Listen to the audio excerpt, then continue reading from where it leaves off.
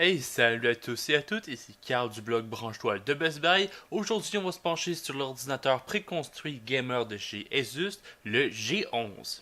Comme vous le voyez ici, on a une tour au style extrêmement agressif et gamer, avec un design noir et rouge. À l'avant, on va retrouver deux ports USB 2.0, deux ports USB 3.0, un lecteur de carte SD.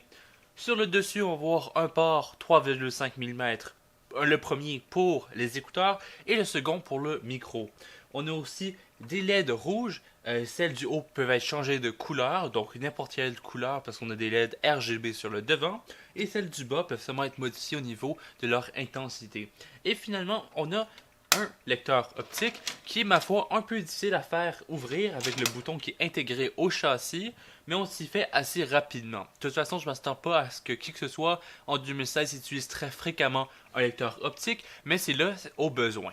Dans le modèle que j'ai sous la main aujourd'hui, on retrouve un processeur Intel Core i5 6400, donc un processeur 4 cœurs. Ensuite, comme carte graphique, on a une GTX 1070 à 8 GB de mémoire vidéo. Pour le stockage, on a un premier SSD de 128 Go de chez Kingston pour l'OS, donc Windows et quelques programmes. Et on a un disque dur de 1 Tera pour le stockage massif, donc vos films, vos vidéos, vos images de famille et les jeux un peu plus lourds comme GTA V et compagnie. Un aspect que j'ai vraiment apprécié retrouver sur cet ordinateur, c'est le fait qu'on a 12 GB de mémoire vive. Sur la plupart des ordinateurs, on va soit retrouver 8 GB de RAM ou 16 GB de RAM.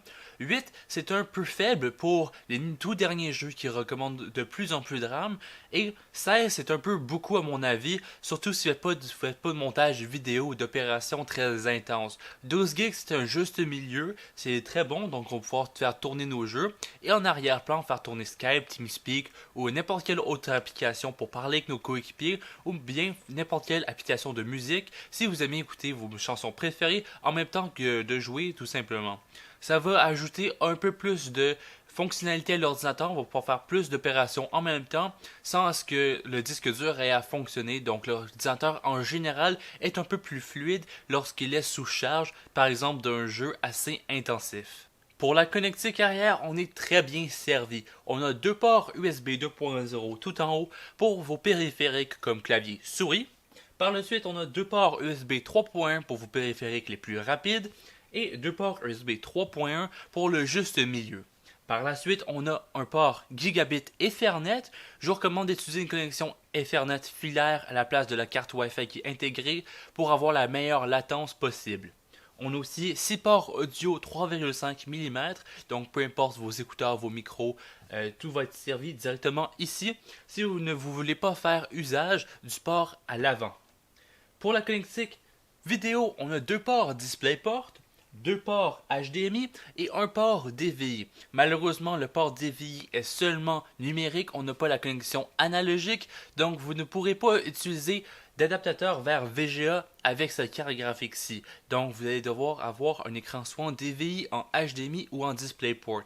Donc, on est quand même très bien servi au niveau de la connectique. D'après moi, personne ne devrait être limité par les capacités de l'ordinateur.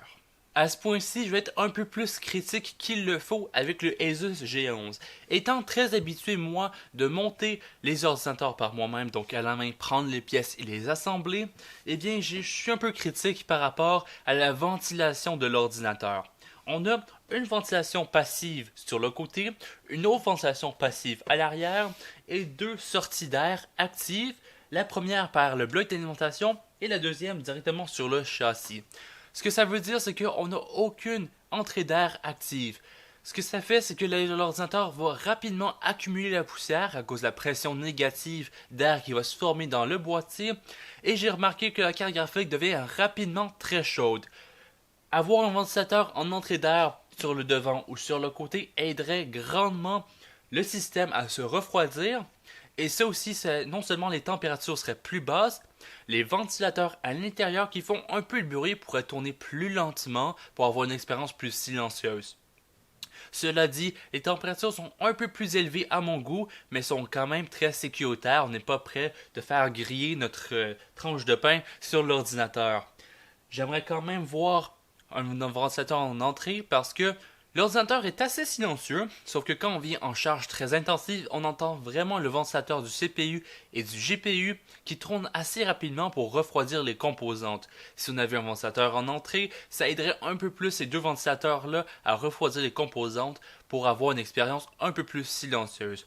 Mais quand même, au final, c'est pas si mal. Une fois qu'on a nos écouteurs sur la tête, c'est très bien isolé, donc on n'entend pas trop l'ordinateur, surtout s'il est en dessous du bureau. Malgré les petites critiques que j'ai eues par rapport à l'ordinateur, je me permets de vous le recommander. Si vous avez le savoir pour monter votre propre ordinateur, s'il vous plaît, faites-le. Vous allez économiser de l'argent et même un peu avoir des meilleures performances pour le même prix. Mais si vous voulez vous lancer dans le jeu sur ordinateur, si vous voulez tout simplement avoir un nouvel ordinateur sans vous casser la tête à monter votre ordinateur, vous n'avez pas tout simplement le temps pour ça, c'est un excellent choix. L'esthétique du boîtier est très beau et les performances sur la plupart des jeux sont au rendez-vous. Sur ce, merci beaucoup d'avoir écouté ma présentation en vidéo du Asus G11. Pour tout ce qui est des benchmarks et des tests de performance, je vous invite à lire mon article au complet. J'ai détaillé quelques jeux ainsi que leurs performances si vous voulez vous faire une idée de comment cet ordinateur performe. Sur ce, moi je retourne sur ma partie et à la prochaine.